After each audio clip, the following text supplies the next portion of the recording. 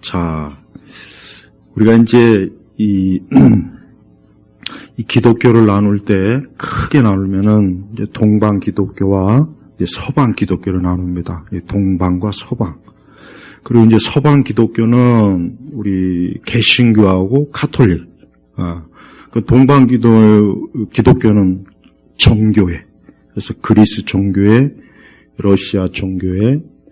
그다음에 이제 에티오피아는 꼽투 정교인데 그것도 정교회 쪽으로 들어가긴 하지만 또 달라요. 근데 크게 봤을 때는 서방 기독교와 이제 동방 기독교로 나눠요. 그런데 자, 서방 기독교는 바울 신학을 중심으로 신학이 전개돼요. 그래서 철학과 맞물려서 이 신학이 전개돼요. 그래서 이 서방 기독교는 가톨릭이나 우리 개신교는 굉장히 신학적으로 아주 촘촘한 이론적 신학을 추구합니다. 이제 반면에 이제 동방 정교회는 그렇지 않아요. 왜 그러냐? 이유가 있어요. 왜냐하면 이 동방 지역, 콘스탄티노플로 해가지고 예루살렘에서 가깝죠. 근데 문제는 이슬람 세력과 가까운 거예요. 그래서 이슬람 세력들이 너무 많이 여러 번 침경, 콘스탄티노플은 뭐 점령도 됐잖아요. 소피아 성당이 원래 러시아 종교의 성당인데 바뀌었잖아요. 이슬람 사원으로. 그러니까 동방 기독교는 역사적으로 이 기독교 신학을 발전할 수 있는 여유가 없는 거예요. 여유가 시간적인. 그러다 보니까 뭐 하냐? 초대교회의 그 교부 신학을 보존하는데 온 힘을 다 기울여요. 그다음에 초대교회의 어떤 신앙적 관습이나 풍습. 그런 이제 서방 기독교는 그게 아니라 어때요? 가톨릭도 물론 뭐 상당히 의식적인 면이 있지만 가톨릭은 워낙 중세 시대 때 이 철학을 통해서 신학을 완성하고 그 후에 이제 개신교 종교개혁이 일어남으로 말미암아 이 신학적인 논쟁이 무진장 많습니다. 그러니 자연히 신학이 어때요? 발달할 수밖에 없어요. 그래서 동방과 서방은 차이가 커요. 그래서 그러니까 서방 우리 기독교는 주로 신학의 전개를 바울, 로마서 중심으로 쫙 전개를 해요. 그러나 동방 기독교는 누구냐? 요한이에요, 요한. 그래서 여러분이 만약에 혹 러시아나 그리스 사람들 혹 만나면 성경에서 누굴 제일 좋아하냐 물으면은 거의 대부분 요한 사도라고 할 겁니다. 틀림없어요. 거의 그래요. 대신 우리 서방 신학은 어때요? 바울. 그래서 바울 신학을 중심으로 교회와 신학이 쫙 형성해야 돼요. 그래서 어떤 동방 기독교인이 서방 기독교인의 책을 읽더니만 도저히 이해가 안 된다. 도대체 무슨 말 하는지 모르겠다. 무슨 말 하는지. 그러니까 그 동방 기독교는 좀 신비주의적이고 예전 중심적이고 특히 초대교회의 어떤 당시의 신앙적 관습과 풍습을 굉장히 중요시 여깁니다. 그러니까 아무래도 달라요. 여러분 우리나라에도 니콜라스 정교회에 가보면은 그 사람들은 예배를 드릴 때도 서서 예배 드려요. 서서. 앉아서 예배 드리지 않아요. 그 다음에 이제 예배 때 막 향부터 해가지고 그러니까 우리가 만약에 이제 거기 가서 예배 드린다면 아마 견디지 못할 거야. 힘들어서. 반대로 동방 기독교인이 우리 이런 개신교 예배당 오면은 이게 무슨 예배냐고. 무슨 여기가 학교냐고. 여기가 무슨 강의실이냐고. 그럴 거란 말이에요. 이게 틀려요. 왜 그러느냐. 역사적으로 그런 기본적인 바탕이 있다 보니까 그렇고 또 아무래도 기독교가 로마를 중심으로 발전하다 보니까 동방 기독교가 좀 그 문제 가지고 서방 기독교와 충돌도 많았고 또 성령에 대한 관점도 그러니까 동방 기독교는 성령님을 아버지 하나님이 보내셨다고 그러고 그다음에 서방 기독교는 개신교는 가톨릭 아버지와 성자 두 분이 보내셨다고 그러고 이 부분도 아주 첨예해요. 그러니까 이 요한복음은 우리가 이제 요한 사도를 보면은 바울 사도하고 좀 성향이 틀려요. 바울 사도는 어때요?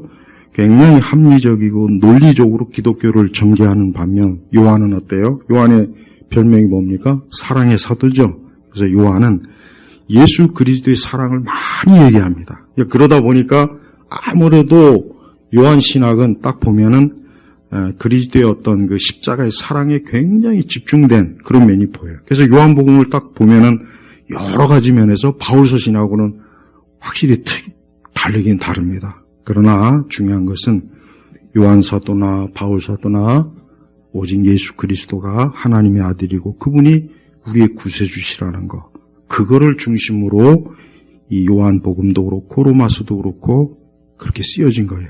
그래서 우리가 요한복음을 보면은 요한은 자기 자신을 안 드러내요. 그러니까 요한 이 복음이나 요한이 쓴 그 서신이나 이런 거 보면은 자기를 안 드러내요. 자기를 거의 막 숨겨요.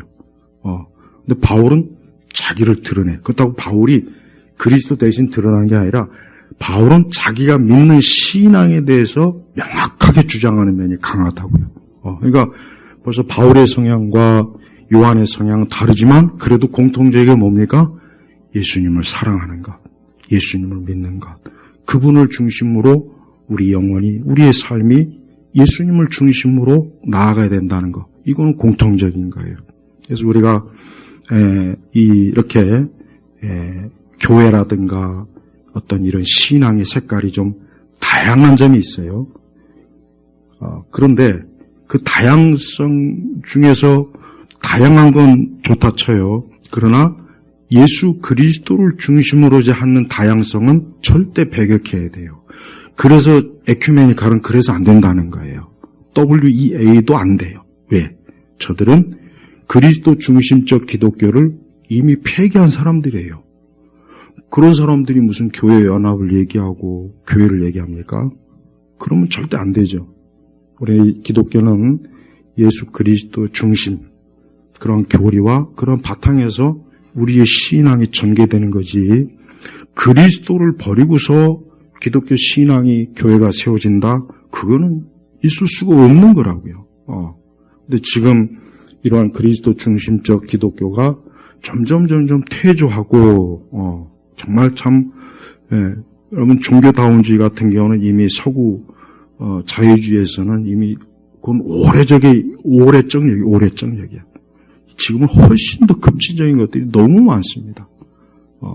그 정도로 성경의 그 예수 그리스도의 십자가, 이 복음, 이 그리스도의 속죄, 대속의 그 신앙을 너무나 많이 폐기해서 이게 도대체 기독교인지 아닌지 정말 말도 안 되는 일이 많이 벌어져요. 오늘 우리가 요한복음 2장 11절 보세요. 뭐라고 했습니까? 예수께서 이 첫 표적을 갈릴리 가나에서 행하여, 첫 표적을. 자, 요한은 예수님이 그 십자가에서 돌아가시기 전에 그분이 7가지의 그 기적과 이적을 기록했는데 십자가 부활 이후에는 딱 한 가지밖에 기록하지 않았습니다. 그러니까 요한의 의도는 예수님은 십자가 전이나 후나 그분은 하나님의 아들로서 변함이 없다. 그분의 본질은 하나님이시다 하는 것을 드러내는 겁니다. 그래서 11절도 그래요. 그분의 제자들이 그분을 믿었다 그랬단 말이에요. 그러면은 우리가 지난 시간에 요한복음 1장에서 베드로도 그렇고 안드레도 그렇고 빌립도 그렇고 나다니엘도 그렇고 이 사람들이 처음에 예수님께로부터 제자로 청함을 받고 예수님을 따랐어요. 아마도 그때까지는 추측에 의하면 예수님에 대해서 더 명확하게는 몰랐던 거예요. 아직 물론 세례 요한의 증언도 있긴 했지만 여전히 그들의 마음속에는 예수 그리스도 이분에 대한 좀 더 확실한 확고한 이분을 믿는 그 믿음은 분명히 부족했습니다. 그래서 오늘 이 첫 표적을 통해서 성경에 나타난 그대로 자신의 영광을 나타내시니, 이 영광이 뭐겠습니까? 신성을 나타낸 거예요. 신성을 나타낸 겁니다. 그러니까 제자들의 마음속에는 예수님이 뭔가 분명히 다른 분이고 요한의 증언이 있으니까 예수님에 대해서 굉장히 뭔가 엄청난 기대감을 가지고 있지만, 그러나 아직 예수님이 정말 하나님이시고 신성한 분이라는 것까지는 제자들이 믿질 않았어요. 거기까지는 도달하지 못한 게 분명합니다. 그러니까 분명히 뭐라 합니까? 그분의 제자들이, 6명의 제자들이요, 이때까지는 믿었다. 여기서 믿었다는 건 뭡니까? 아, 이분이야말로 진짜 하나님의 아들이구나 하는 것을 믿은 거예요. 그러니까 이 표적의 목적이 뭐겠습니까? 제자들로 하여금 하나님 자신의 신성의 영광을 드러난 겁니다. 그래서 이 가나의 이 첫 기적, 첫 표적이라고 했죠. 기적이란 말도 되고 사실 표적이란 말도 돼요. 어떤 말로 쓰든 그렇게 큰 차이는 별로 없습니다. 그래서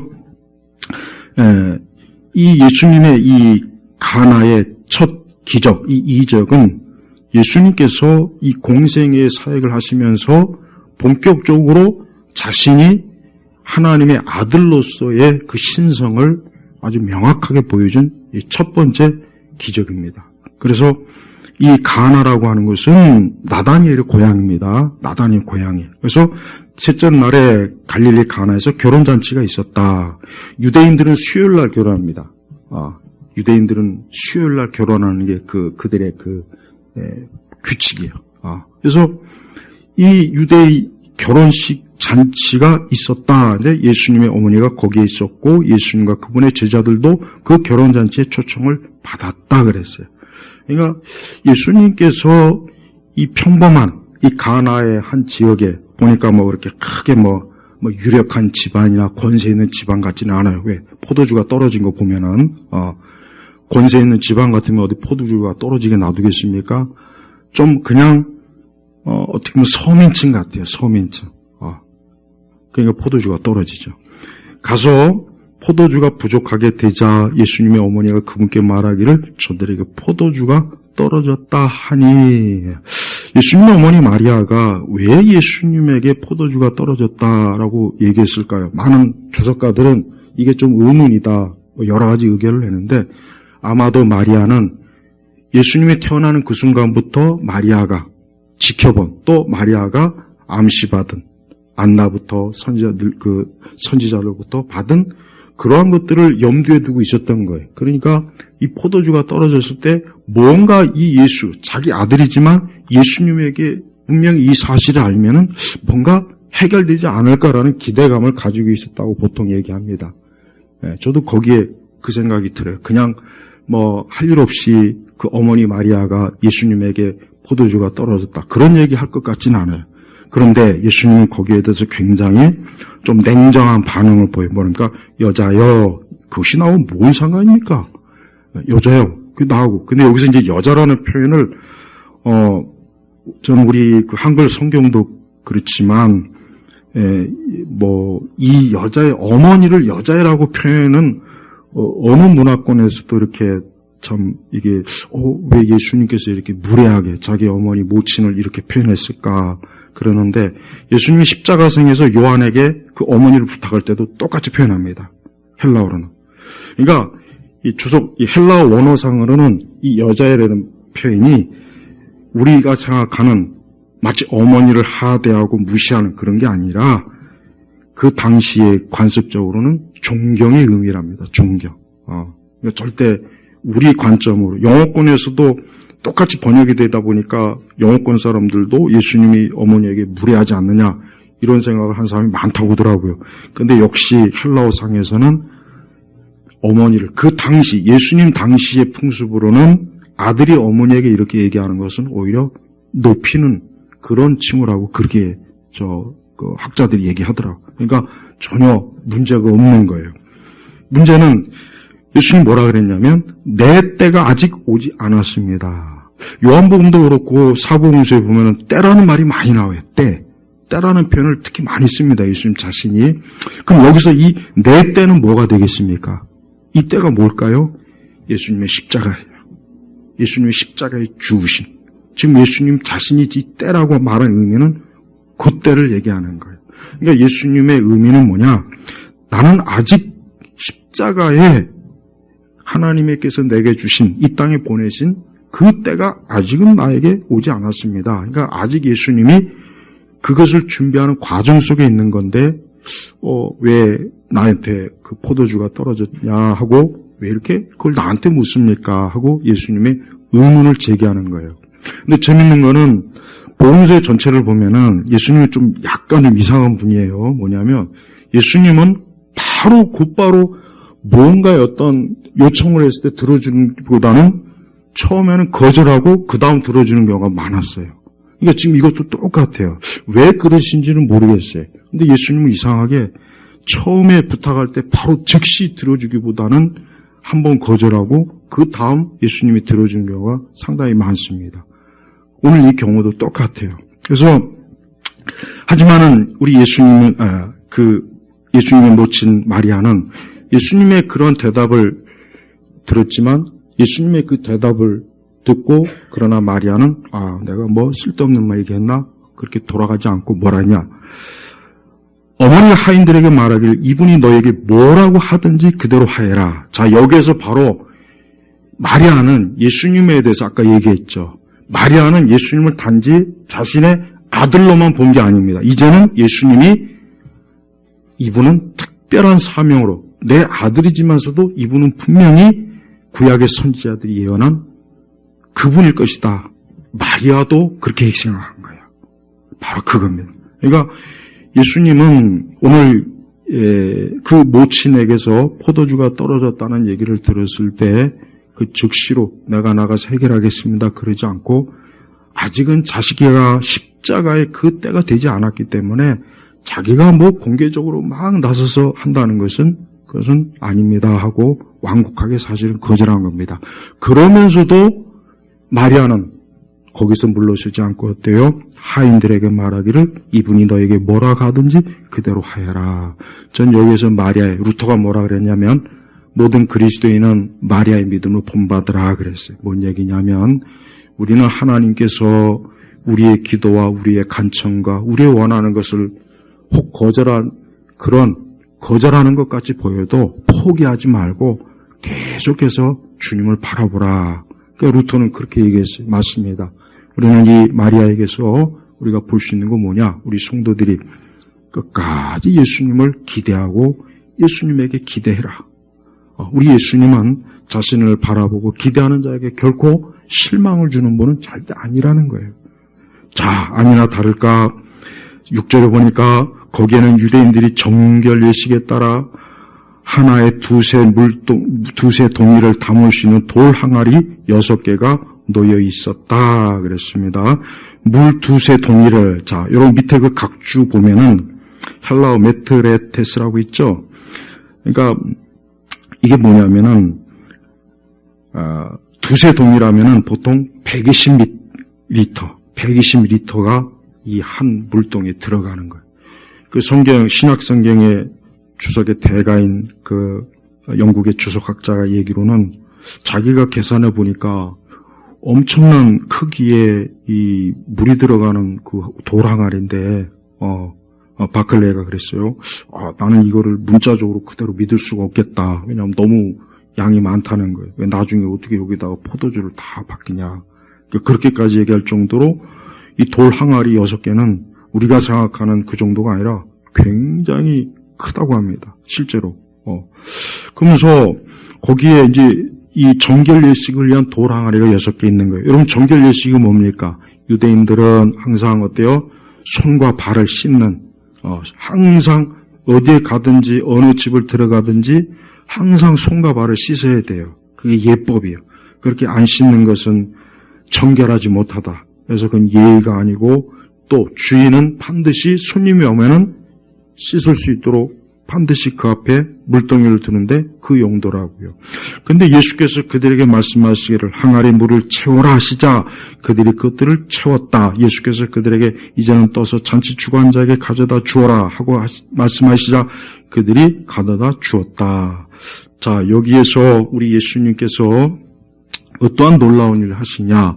예수님은 그 어머니 모친에게 그 포도주가 떨어졌다는 말을 들었습니다. 그러나 완곡하게 그 모친의 그 요구를 거절하시는데, 그러나 결국 예수님께서는 어때요? 그 포도주 항아리에다가 물을 채우라 그랬어요. 하인들은 거기다 물을 채웠습니다. 그러고 나서 어떻게 했습니까? 9절에 잔치 주관자가 포도주가 된 물을 맛보고 그것이 어디에서 났는지 알지 못하였으나 물을 떠온 하인들은 알고 있었다. 잔치 주관자가 신랑을 불러 말하기를. 자, 여기에서 이제 놀라운 우리 예수님의 표적이 나타난 겁니다. 뭡니까? 하인들이 그 물을 그 돌 항아리에다가 부었어요. 그리고 예수님은 그걸 갖다가 그 잔치를 주관하는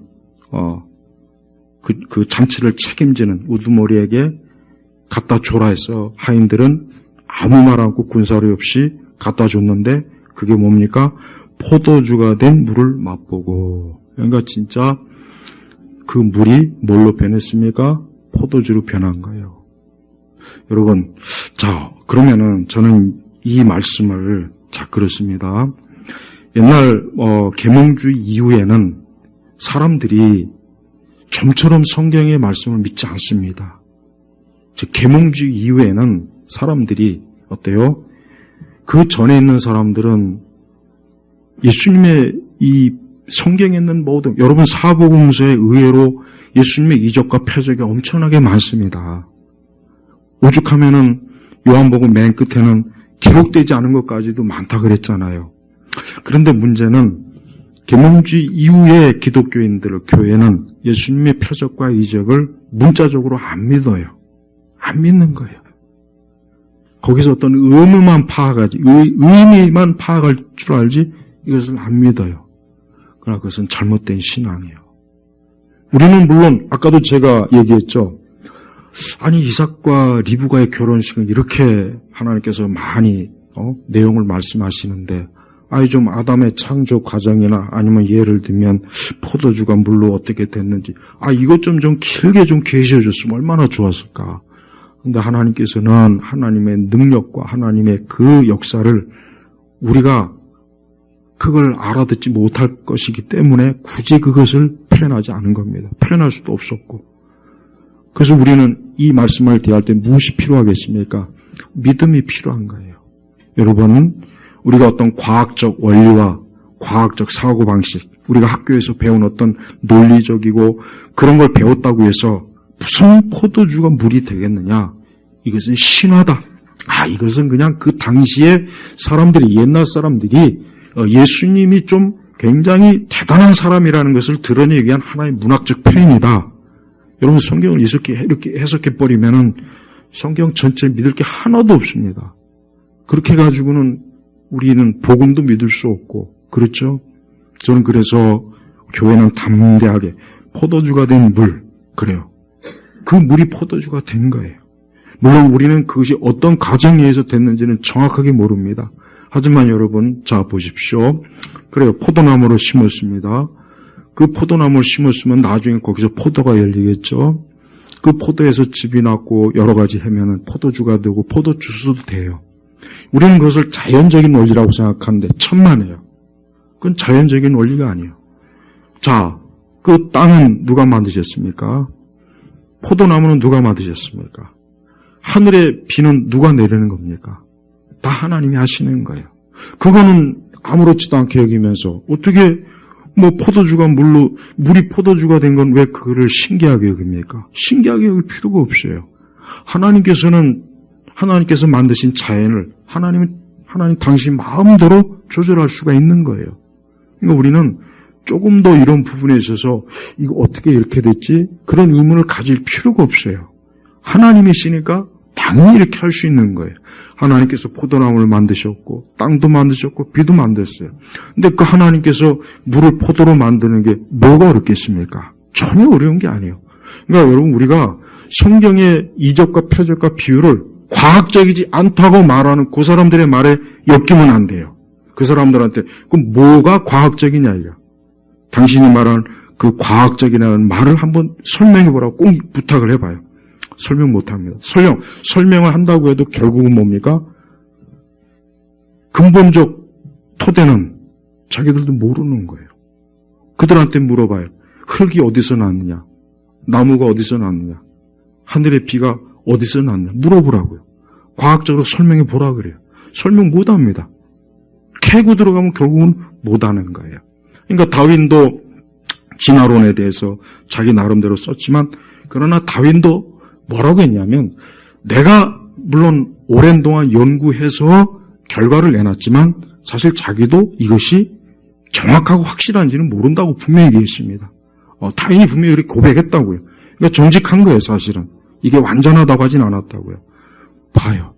그러니까 우리가 과학적이라는 그 말에 절대 휘둘릴 필요도 없고 휘둘릴 이유가 없어요. 왜? 하나님께서 모든 걸 주관하시면은 하나님이 이 돌을 빵으로 만드는 것도 전혀 불가능한 게 아니라는 거예요. 우리가 예수님께서 포도주가 된 물을 전혀 우리 믿는 사람들에게는 이런 게 아무 문제가 되지 않는 거예요. 그래서 저는 우리가 성경에 많은 이적과 기적을 우리가 어떤 사람들한테 설명할 때 그걸 너무 지나치게 설명할 필요도 없지만 설명할 수도 없어요. 그렇다고 우리가 그렇게 못한다고 해가지고 이걸 어떻게 하지? 저 사람들을 믿게 해야 되는데 아니에요. 믿음은 하나님이 주시는 거예요. 우리는 하나님의 말씀을 그대로 전하면 되는 거예요. 그 다음은 성령 하나님께서 책임지시는 거지 우리가 책임질 필요는 없어요. 여러분, 포도주가 물이 된 것 이게 의심이 됩니까? 그건 하나님의 말씀을 의심하는 거예요. 그건 하나님을 의심하는 거예요. 그건 하나님의 창조의 능력을 의심하는 거예요. 그러니까 제가 저번에도 유신 진화론에 대해서 잠깐 얘기했죠. 세계관에. 난 도저히 유신 진화론은 차라리 진화론을 믿어라. 차라리. 난 유신 진화론은 진화론보다 훨씬 더 괴상하다. 난 그렇게 얘기하고 싶어요. 아니 하나님께서 그 창조의 능력이 얼마나 어설프면은 오랜 시간을 거쳐갖고 나중에 사람이 되고 뭐가 되고 난 그게 더 오히려 더 괴상하더라고. 그건 그만큼 하나님의 능력을 과소평가하기 때문이에요. 우리가 어떻게 감히 하나님의 창조의 능력을 우리의 기준으로, 우리의 지식으로, 우리의 경험으로 어떤 인간이 만든 그 과학으로 어떻게 그걸 다 이해할 수가 있겠습니까? 못하는 겁니다. 못하는 거예요. 그러니까 우리는 예수님께서 포도주가 된 물 전혀 의심할 필요도 없고 의심할 일이 아니에요. 하나님께서 자연의 법칙을 길게 했다가 압축하는 게 뭐가 어렵습니까? 하나도 어려운 게 아니에요. 그러니까 우리는 이런 부분에 대해서 조금 더 의심하지 말고 이런 부분에 대해서 누군가에게 얘기할 때도 절대 주눅들 필요가 없어요. 있는 그대로 하나님은 무엇이든지 할 수 있고 불가능한 것이 없고 어려워서 못할 것이 없다고 말씀했단 말이에요. 그러니까 물을 포도주로 만드는 건 하나도 어려운 것도 아니고 문제가 될 것도 없어요. 중요한 것은 예수님은 이걸 통해서 그 전에 6명의 제자를 불렀잖아요. 그 제자들이 어때요? 그분의 제자들이 그분을 믿었다. 이게 중요한 겁니다. 믿었다. 이제서야 이 제자들은 진짜 세례 요한의 증언이 맞구나. 이분이 진짜 어린아이구나. 이분이 정말 우리 조상 선지자들이 예언한 그 메시아가 맞구나라고 해서 이제는 믿게 된 거예요. 믿음이 들어간 거예요. 그래서 우리 성도들은 하나님께서 예수님을 통해서 하신 이 예수님의 첫 번째 기적의 목적이 뭐냐? 제자들에게 믿음을 주기 위한, 자신의 영광을 드러내기 위한 거룩한 하나님의 역사라는 거예요. 예수님은 우리가 어떤 예수님의 많은 이적과 기적을 우리가 보면은 뭘 알 수 있냐면 예수님은 그 이적과 기적을 통해서 어떤 사람들의 호기심이나 사람들이 막 놀랍게 반항한 거나 막 사람들을 통해서 마치 무슨 대단한 서커스를 보게 하는 것처럼 예수님은 그런 목적이 하나도 없어요. 단 하나도 없습니다. 오직 뭡니까? 하나님의 영광을 드러내고 자신의 신성을 사람들한테 드러내는 오직 그 하나의 목적밖에 없는 거예요. 그러니까 우리가 지금 같은 세상에서 그러면은 지금은 이적과 표적이 일어납니까? 누구가 물으면은 당연히 우리는 지금도 이적과 표적이 일어납니다. 얘기해야 돼요. 안 일어납니다. 얘기하면 안 됩니다. 일어납니다. 그러나 우리가 원하는 방식대로 이적과 표적이 일어나는 건 아닙니다라고 얘기해야 돼요. 왜 그렇습니까? 인간은 하나님의 능력을 이용해서 자기를 드러내려고 하는 속성이 강해요. 엄청나게 강합니다. 그러니까 하나님은 우리가 원하는 이적과 표적을 하나님께서 허락하시지는 않아요. 단 하나님께서 원하시는 이적과 표적은 지금도 분명히 있어요. 있습니다. 그러니까 우리 성도들이 지금도 하나님이 원하시는 이적과 표적을 얼마든지 하나님께서 일으킬 수 있다는 믿음은 절대 꼭 가지고 있어야 됩니다. 단 내가 원하는 이적과 표적이 아니에요. 또 사람들의 호기심을 만족시키기 위해서 하는 이적과 표적을 구한다는 것은 그것은 신성모독이에요. 그건 신성모독이에요. 제일 중요한 건 뭡니까? 우리는 지금 이 복음을 예수님 말씀대로 땅끝까지 복음을 전하는 게 제일 중요한 겁니다. 기적 중에 최고의 기적이 뭐겠습니까? 가장 하나님의 능력이 드러나는 게 뭐겠습니까? 죄인을 의로운 사람으로 하나님이 그 신분을 어때요? 바꿔주는 거예요. 바꿔주는 거예요. 그것도 내 노력이나 내 공로나 나의 어떤 그것이 아니라 철저하게 하나님에 의해서 처음부터 끝까지 하나님에 의해서 내가 하나님 앞에서 의로운 자로 설 수 있다는 것, 죄인이 의로운 자가 된다는 것, 이것이야말로 성경 전체 모든 이적과 기적을 다 합쳐도 이거보다 못한 거예요. 그래서 우리는 어떤 일이 있어도 오늘 예수님이 하신 목적이 최고의 목적이 뭐냐?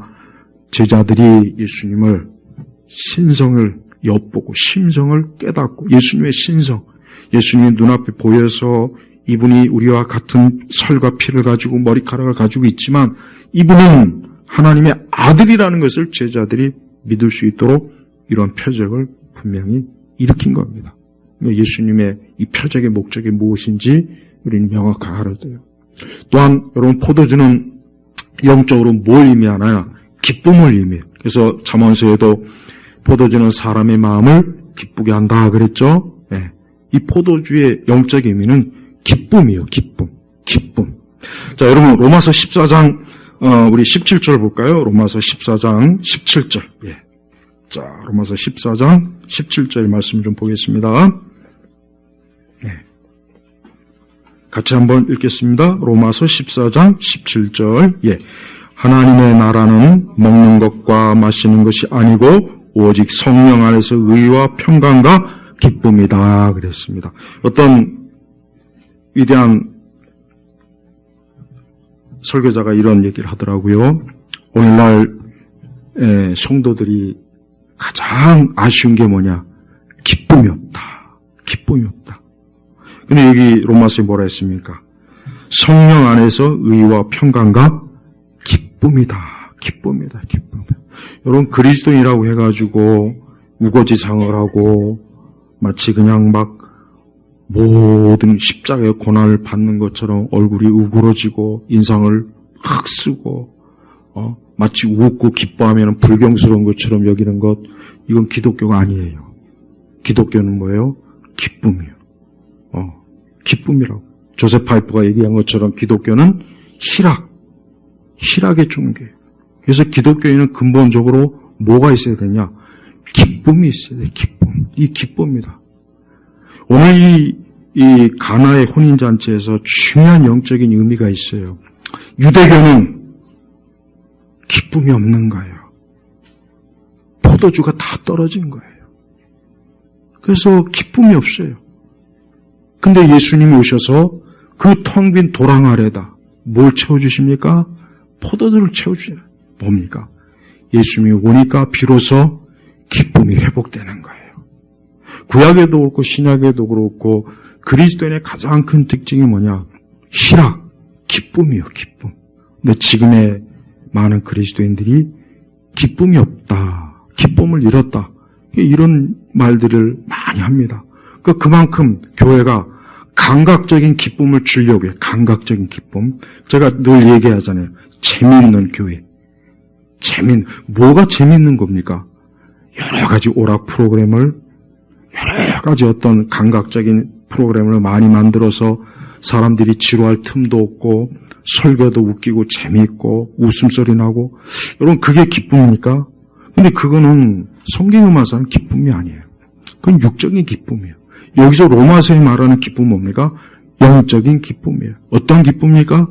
내가 그리스도, 내가 하나님의 아들 예수님을 만났다. 내가 그분을 믿는다. 그분이 나와 함께한다. 그분의 영원한 즐거움에 내가 지금 참여하고 있다는 그 기쁨이에요. 이 기쁨을 가진 사람은 혹 병이 들었다, 혹 가난이 있다. 어떤 어려움이 생겨도 이 기쁨은 정말 누구도 빼앗아갈 수가 없는 기쁨이에요. 그러니까 일시적인 기쁨이 아니라 영원한 기쁨이에요. 그래서 예수 그리스도를 믿음으로 그분 안에서 기쁨이 충만한 거예요. 충만한 거. 여러분, 예수님은 바리새인들한테 무슨 비난을 받았냐? 저 예수는 맨날 먹고 마시고 논다. 우리는 막 금식도 하고, 우리는 막 그냥 철야기도도 하고, 우리는 막 얼굴을 우거지장 쓰면서 막 하나님 앞에 그냥. 근데 저 예수는 맨날 잔치집 가서 먹고 마시고, 그것도 죄인들과 함께. 그러니까 저들이 볼 땐 예수님이 한량으로 보이는 거예요. 한량. 근데 그게 아니에요. 그들이 잘못 본 거예요. 예수님은 하나님 나라의 기쁨을 이미 이 땅에 가지고 온 거예요. 보여주는 거예요. 즉 예수님은 어떤 분입니까?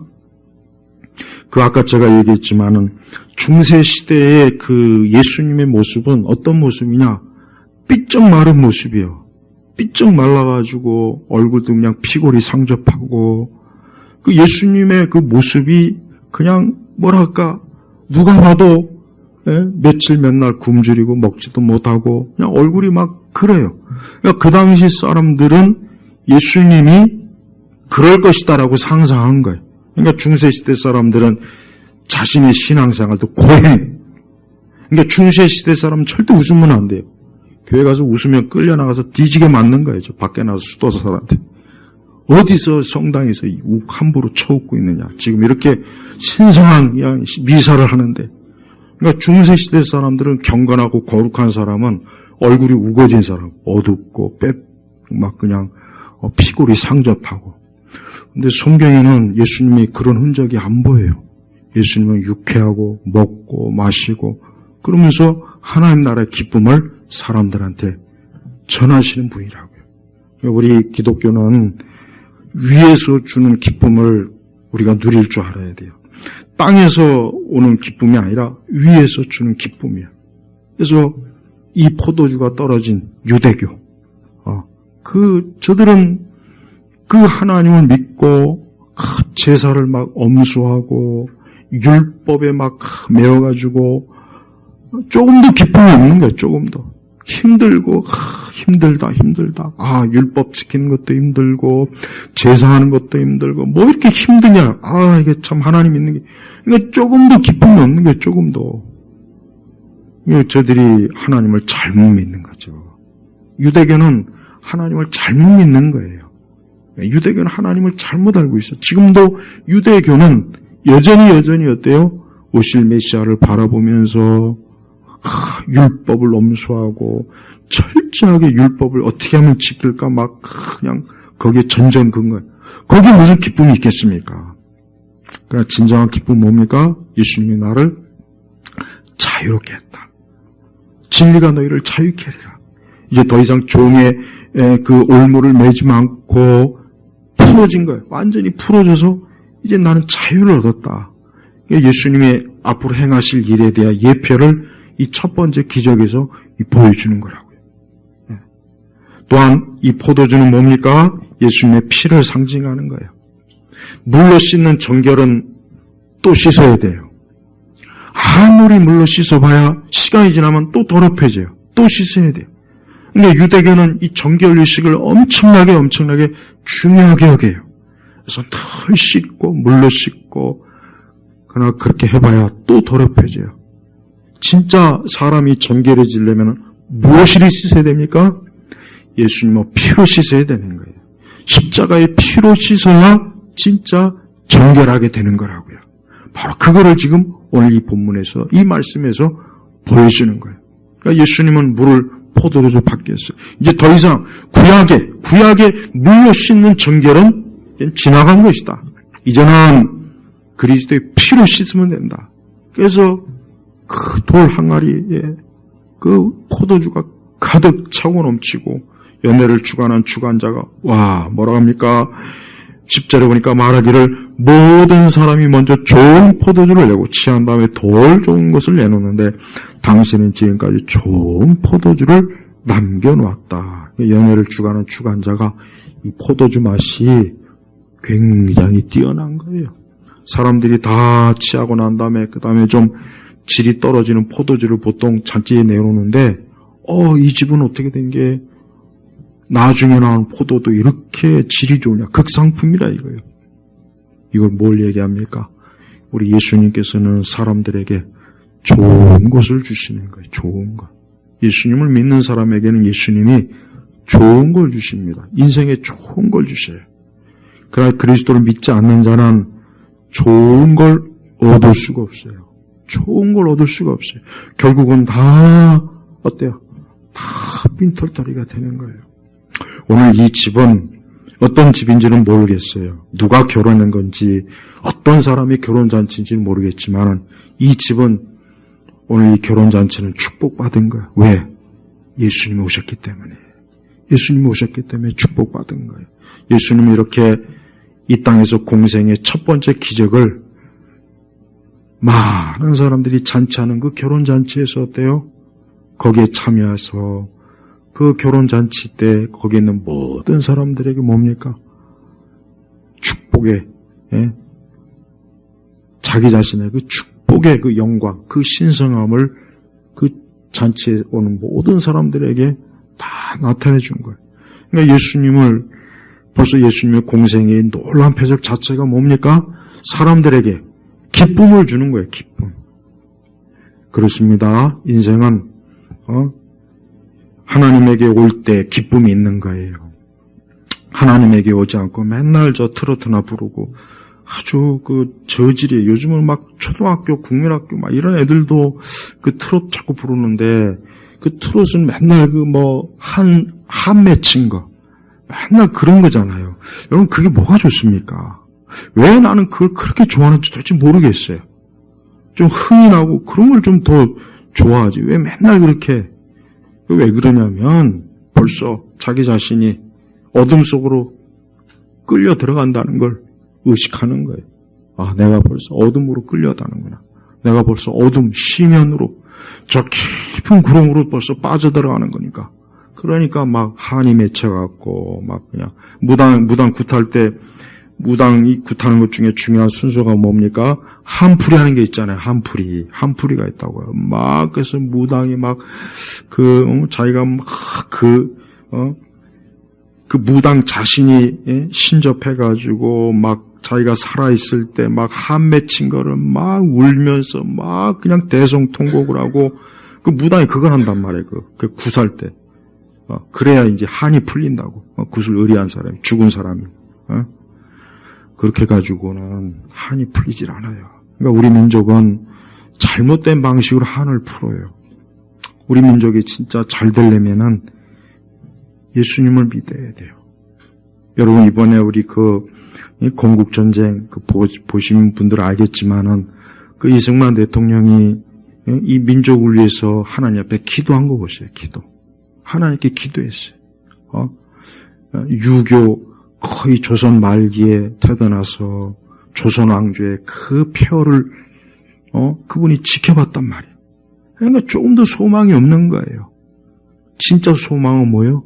예수님 믿어야 되는구나. 예수님을 믿으니까 소망이 생기는구나. 개인도 소망이 생기고 기쁨이 있고 민족도 기쁨이 있고 소망이 있다는 것을 젊은 날에 기독교로 개종하고 나서 그걸 아주 철저하게 이승만 대통령 본인이 그걸 체험한 거예요. 깨달은 거예요. 그러니까 그런 것들을 그와 같은 것을 자기만 알고 있는 게 아니라 이 3천만, 당시 2천만이가 그 당시 우리 2천만 모든 동포들이 누렸으면 좋겠다. 그러니까 그 소망이 있잖아요. 소망. 맞습니다. 어느 민족이든 어떤 개인이든 예수 그리스도가 자기의 삶을 모시고 초청해야 돼요. 여기도 뭐라 그랬습니까? 2절에 예수님과 그분의 제자들도 그 결혼잔치에 뭐 했다고요? 초청을 받았다. 초청을 받았다. 맞아요. 예수님이 그 결혼잔치에 초청을 받았어요. 그래서 오셨어요. 거기 오셨는데 포도주가 떨어졌어요. 잔치상에서 포도주가 떨어지면 그 당시 유대인으로서는 엄청난 수치와 부끄러우며 이것은 손님 대접을 잘못한 거. 완전히 결혼식이 망하는 거예요. 그런데 예수님께서 그 포도주를 풍성하게 채워주시는 걸 보세요. 그건 뭘 의미합니까? 그리스도를 모실 때, 예수님을 모실 때 한 개인이 풍성하다는 거예요. 그의 영혼이 풍성하고 그의 삶이 풍성한 거예요. 그러나 예수님을 초청하지 않고 예수님을 모시지 않으면 결국은 어떻게 됩니까? 포도주가 떨어져요.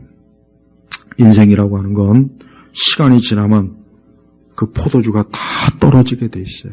즐거움도 없고 낙도 없고. 그 전도서 맨 끝장에 보십시오. 이제는 나이도 먹고 눈도 흐리고 이빨도 빠지고 듣는 기도 즐거움도 허무하잖아요. 거기 봐요. 전도서 맨 끝에 누구나 다 그럴 거라고요. 다 지금 저 바깥에 길거리에 막 팔팔거리며 돌아다니면서 막 그냥 나중엔 다 자기가 가진 포도주가 다 떨어지는 거야. 젊음도 떨어지고 건강도 떨어지고 인생의 소망도 없고 낙도 없고 다 떨어지게 돼 있다고요. 누구나 다. 그러니까 그 떨어지기 전에 누구를 모셔야 되겠습니까? 예수님을 모시라는 거예요. 예수님을. 빨리 모실수록 좋아요. 예수님을 빨리 초청하세요. 빨리 예수님을 내 마음에 받아들이세요. 그러면 그의 인생의 포도주는 끊임없이 위에서 주는 그 넘쳐나는 포도주가 넘치는 거라고요. 오늘 이 가나의 예수님의 첫 번째 기적은 우리 성도들에게 너무나 놀라운 것입니다. 놀라운 것이에요.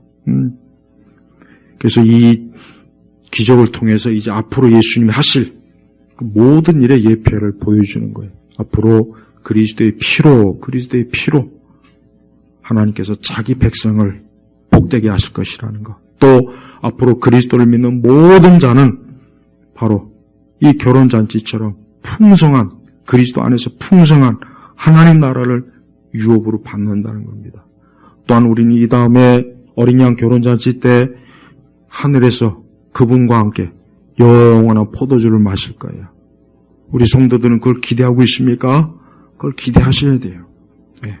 이 결혼잔치는 이 다음에 우리가 주님과 함께 영원히 올릴 어린 양 결혼잔치의 예표입니다. 예표.